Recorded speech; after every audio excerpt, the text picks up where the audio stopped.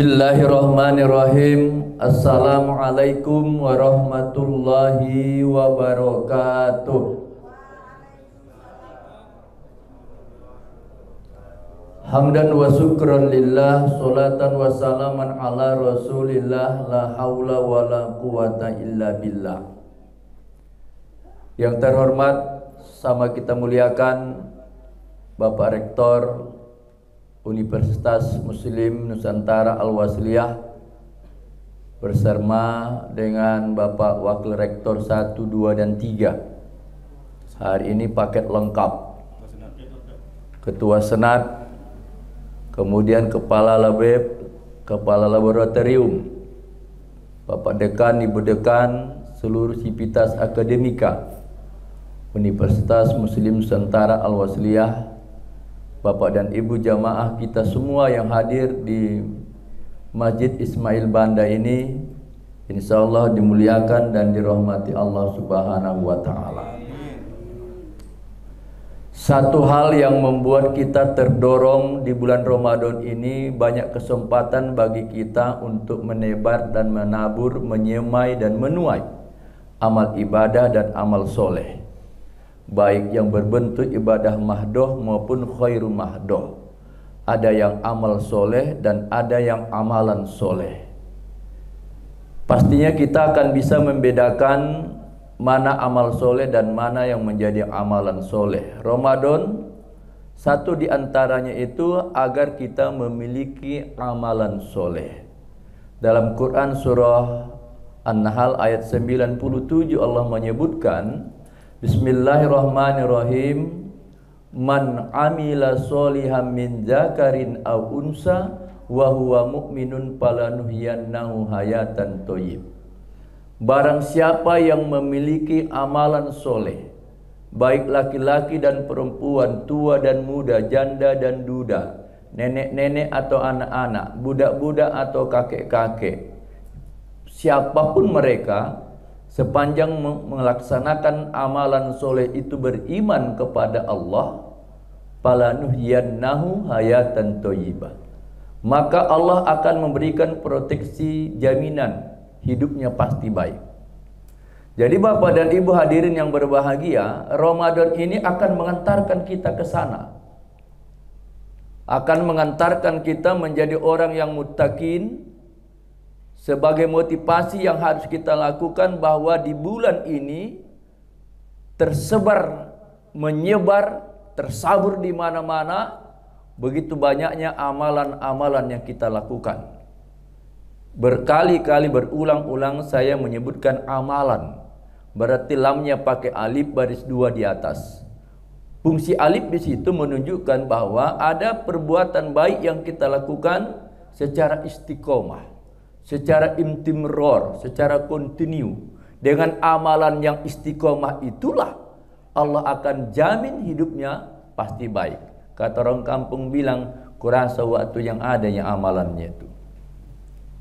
Nah, banyak hal amalan-amalan yang kita kerjakan di bulan Ramadan ini, tapi jangan hanya sebatas selama Ramadan. Tapi harapan kita di luar Ramadan akan terjadi sebuah peningkatan. Namanya Syawal, bulan Syawal, bulan peningkatan. Kenapa terjadi bulan peningkatan di bulan Syawal itu dikatakan Syawal? Karena tidak ada motivasi digandakan Allah, dilipat gandakan Allah pahalanya. Tidak seperti di bulan Ramadan, tapi tetap mau kita mengerjakannya, tetap mau kita melakukannya. Berarti ada nilai plus. Setelah Paskah, setelah Ramadan, kita melakukan amalan-amalan rutin itu, sehingga tidak harus kita memikirkan berapa pahala yang aku dapat, berapa nilai kebaikan yang akan aku peroleh. Tapi terus kita kerjakan. Sepanjang kita lakukan kebaikan itu, takkan lari kebaikan itu ke tempat yang lain. Dalam Quran surah Bani Israel atau surah Al-Isra ayat 7 juz 15, In ahsantum ahsantum li anfusikum wa in asatum falaha. Kebaikan yang kamu lakukan itu akan kembali kepada dirimu. Jadi Bapak dan Ibu jangan ragu untuk berbuat baik. Jangan mesti tunggu kita jadi orang baik baru berbuat baik. Kalau kita tunggu kita mesti kita jadi orang baik baru berbuat baik, tak baik-baik. Terputus kebaikan kita. Tapi kalau kita melakukan kebaikan tanpa harus memandang kita jadi orang baik, ketika kita berbuat baik kepada orang baik, orang yang kita baiki itu berbuat baik, maka lewat kebaikan yang dia kerjakan itu, insya Allah kita akan jadi orang baik. Di bulan Ramadan ini kita tebar, kita tabur, kita sebar, kita sabur itu amalan kita. Dan kita tidak tahu di antara amalan-amalan yang kita lakukan itu, amalan yang mana nanti yang akan menolong dan mendukung kita. Amalan yang mana yang nanti dibalas Allah, yang pada saat itu kita tidak menduga, tidak menyangka, ternyata pada waktu momen yang tepat, dengan suasana dan keadaan yang tepat, kita dapatkan pertolongan dari Allah. Bukan berarti simsalabim begitu saja, tetapi dulu pernah kita buat kebaikan, yang kebaikan itu tidak dibalas Allah pada saat itu. Pada saat yang tepat ini, Allah datang memberikan pertolongannya lewat amalan soleh kita. Seorang anak muda, hobinya mengasih makan kucing. Suatu hari, ibunya sedang dalam kondisi koma di rumah sakit, lebih kurang 20 hari. Selama 20 hari itu, dia jaga, dia rawat, dia tunggui mamanya dalam keadaan kondisi koma. Suatu hari berpikirlah si anak muda ini untuk beli nasi bungkus di rumah makan. Dia tinggalkan mamanya sebentar, dia titip sama perawat, dia beli nasi. Siap dia beli nasi bungkus, di perempatan jalan, kalau kita bilang orang Medan, di lampu merah, dilihatnya ada miniatur cat, family. Satu keluarga kecil, kucing, yang kucing itu dalam kondisi kurus mangging. Saya orang Batak, jadi saya bilang kurus mangging udah terlalu kurus lah itu. Kalau udah kurus mangging katanya, tinggal kentut sama tulang ayahnya lagi itu. Sampai-sampai badannya itu tidak bisa diangkatnya. Saking kan kurusnya, induknya sama 3 ekor anaknya. Botaik mata, bulunya pun udah berontokan, udah nampak kulitnya merah-merah. Meleleh air liurnya, dalam kondisi kurang sehat. Si anak muda yang terbiasa amalannya memberi makan kucing, nasi bungkus yang dia beli ini tadi yang siogia dia makan di samping mamanya dalam kondisi koma, akhirnya dia kasihkanlah nasi bungkus itu dimakan kucing ini tadi. Dia buka, dia suguhkan ke kucing, induk kucing dengan anak-anaknya pun makan dengan lahap. Kira-kira bertenagalah kucing ini, 1 ekor induk, 3 ekor anaknya. 3 anak kucing ini menghadap ke langit dengan mamanya.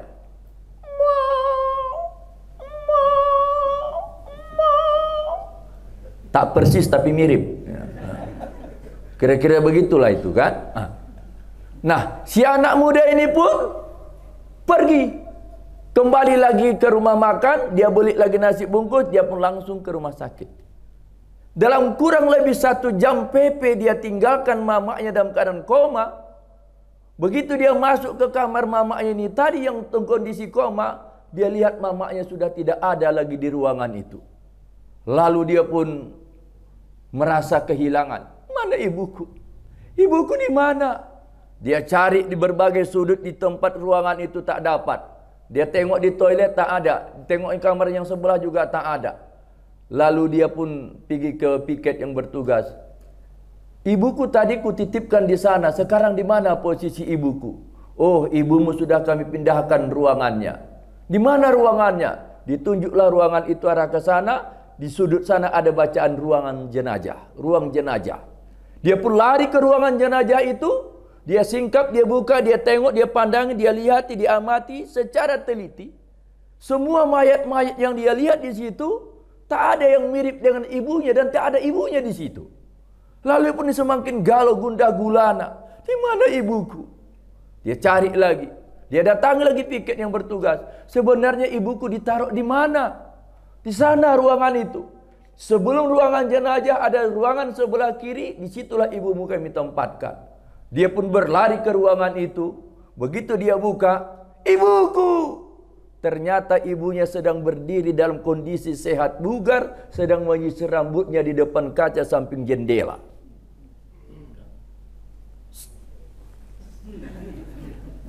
Ya kayak bersisir omak-omak lah, kayak mana kan? Ibuku, anakku, ibu sehat bugar begini. Siapa dokter yang memberikan obat? Siapa yang merawat ibu seperti ini? Tadi ibu dalam keadaan koma selama 20 hari. Kenapa ibu sehat bugar begini? Oh anakku, ini tidak ada kaitannya dengan dokter dan obat dan perawat.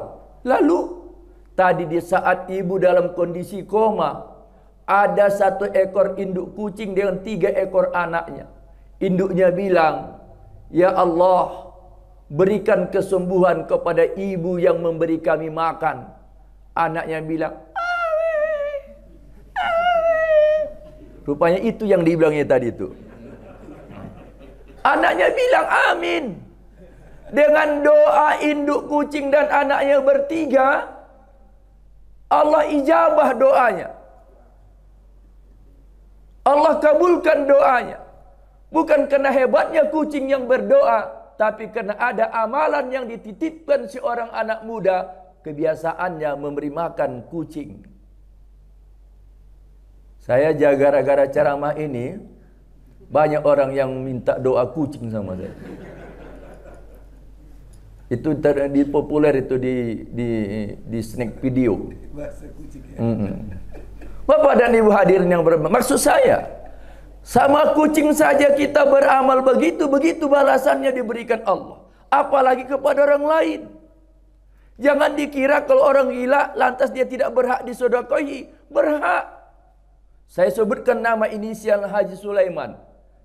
Di Blok M Jakarta. Dia punya kebiasaan, kalau orang gila ini asalkan datang siang-siang minta makan. Sampai-sampai itu merupakan kebiasaan Pak Haji Sulaiman ini. Lalu dia bilang sama istrinya, Dek, nanti lebihkan untuk makan siang. Kenapa? Ada nanti orang yang datang itu minta makan. Setiap hari orang gila ini. Asalkan zuhur, datanglah dia minta makan. Itulah hebatnya orang gila itu pula kan. Asal makan datang dia.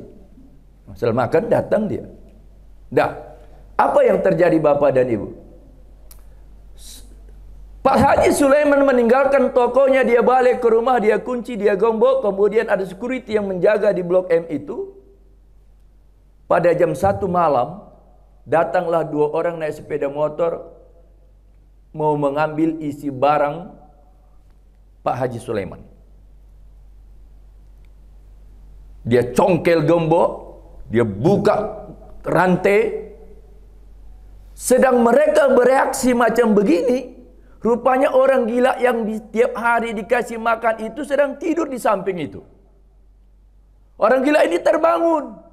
Dia tengok bahwa toko majikannya itu yang ngasih makan dicongkel. Datang orang gila ini tadi, tarik tangannya. Akhirnya terjadilah perkelahian secara tidak seimbang. Orang gila 1 dengan orang 2 normal. Pastinya kalah orang gila ini. Dipukulnya pakai batu, tiap. Berlumuran darah, tercampak dan terjatuh. Akhirnya lunglailah si orang gila ini tadi. Orang 2 yang ingin merampok barang Pak Haji Sulaiman pun panik. Akhirnya mereka meninggalkan, tidak jadi mencuri. Tapi sudah sempat rantai gemboknya pecah dan putus. Dan rusak pintunya. Pak Haji Sulaiman di rumah nyenyak tidur. Besok paginya dia datang. Begitu dia datang, betapa terkejutnya dia. Melihat tokonya sudah rusak pintunya, rantainya sudah putus, gembak sudah lepas. Lalu Pak Sulaiman pun buru-buru masuk ke dalam, mengintai, memantau, memeriksa barang-barangnya. Satu benda pun tak ada yang hilang. Dia tarik lacinya, limper belah 7, yang 7 dibelah-belah pun tidak hilang uangnya. Dia lihat CCTV. Apa yang terjadi? Ternyata jam 1 malam itu dia lihat ada 2 orang perampok tapi diselamatkan orang gila yang dia kasih makan. Begitu dia keluar, ternyata orang gila itu sudah meninggal dunia. Pernahkah berpikir Pak Haji Sulaiman berpikir kalau aku kasih dia makan, dia akan menyelamatkan tokuku? Orang India bilang, nehi muhabbati. Enggak mungkin. Jadi Bapak dan Ibu, jangan menunggu kita mesti baik dulu baru berbuat baik. Lakukan saja kebaikan itu, pasti akan ada balasannya. Wa may ya'mal misqala dzarratin khairan yarah. Apain kita ragu? Ini momentumnya bulan Ramadan untuk melatih kita beramalan soleh. Kebiasaan-kebiasaan baik yang kita lakukan itu takkan lari itu kepada yang lain. Pasti ke kita. Mungkin tidak berbalas ke kita, mungkin ke istri kita, mungkin tidak berbalas ke istri kita, mungkin ke anak kita, sampai nanti ada tujuh keturunan kita, sampai nanti ada keturunan kita yang akan diberikan Allah. Saya punya mama almarhum Rusia Tanjung dulu menanam durian. Ukuran di kampung kami kalau durian itu kalau nggak 10 tahun ke atas tak berbuah, begitulah lamanya. Mak saya udah tua. Saya bilang, untuk apa lagi mama tanam lagi tuh mak? Mama udah tua. Kapan lagi mau makannya itu? Tenang mahok katanya. Nang diau dihok katanya. Tak aku yang makan kau. Faktanya memang sekarang kami menikmati durian itu. Itu kebaikan siapa? Kebaikan yang dia buat untuk anak dan cucunya. Jadi jangan kita berpikir praktis dan pragmatis. Kalau aku bikin sama dia, ada nggak balasan sama aku? Kalau aku tolong dia, ditolongnya nggak aku? Kalau itu cara berpikir kita, berarti secara sosiologis kita bukan memiliki sifat humanis. Jadi Bapak dan Ibu hadirin yang berbahagia, terkadang kita tolong orang yang kita tolong itu pun belum tentu menolong kita. Kita baik sama dia, belum tentu dia baik sama kita. Jangan-jangan begitu siap baik kita, dia ceritakan kebaikan kita sama orang lain dengan fitnah. Pura-pura baik dia sama aku, pikirnya aku balas. Amit-amit. Nggak ada masalah. Biarkan orang berkata apa tentang kita, karena dia tidak tahu apa yang kita pikirkan tentang dia. Kalau tahu dia apa yang kita pikirkan tentang dia, pasti dia sebelum kita berkata, dia duluan mengucapkan terima kasih. Jangan hentikan kebaikan kita hanya karena kebencian orang lain. Bapak dan Ibu hadirin yang berbahagia, tebarlah, taburlah, sebarlah, saburlah amalan-amalan kita di bulan Ramadan ini. Karena cuma satu-satunya amal yang bisa ditingkatkan dalam tempo 1 bulan, hanya bulan Ramadan. Bapak dan Ibu hadirin yang berbahagia, saya kira sengaja singkat saya menyampaikan tausiah hari ini karena saya harus masuk jam 2 nanti. Mohon maaf kepada Bapak Rektor, Bapak Wakil Rektor 1, 2, dan 3, Bapak Ibu dosen. Sampai di sini pertemuan kita pada kuliah siang Ramadan ini. Terima kasih, mohon maaf atas segala kekurangan. Kalau mungkin ada waktu nanti ketemu lagi, saya undang Bapak dan Ibu, datanglah berhari raya ke rumah saya di atas 6 hari raya. Kalau 16 saya masih di luar kota, di Jalan Cemara, Gang Waringin nomor 19, lingkungan 3, Peluberayan Darat 2, Kecamatan Medan Timur. Bagi yang mau sudah menyimpan handphone saya, bagus. Kalau tak simpan, saya ulangi, 0811 6193 955. Tolong dikontak saya, dihubungi saya nanti kalau mau datang ke rumah, biar saya siapkan segala sesuatunya terkait dengan konsumsi dan lain-lain. Tapi sunat hukumnya kalau bertamu ke rumah saya bawa buah tangan. Jangan tangan kosong, itu nekat namanya Pak Sadat, ya kan? Jangan nekat-nekat gitu aja. Itu sunnah, tak dibawa pun tak apa-apa, cuman paham lawak, ya kan?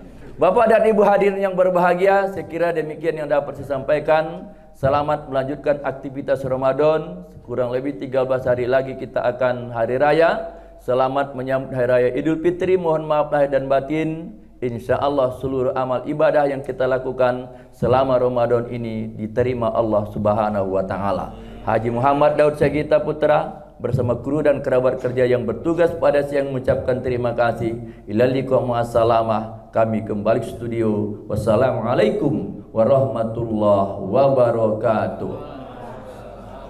Na'udzubillah.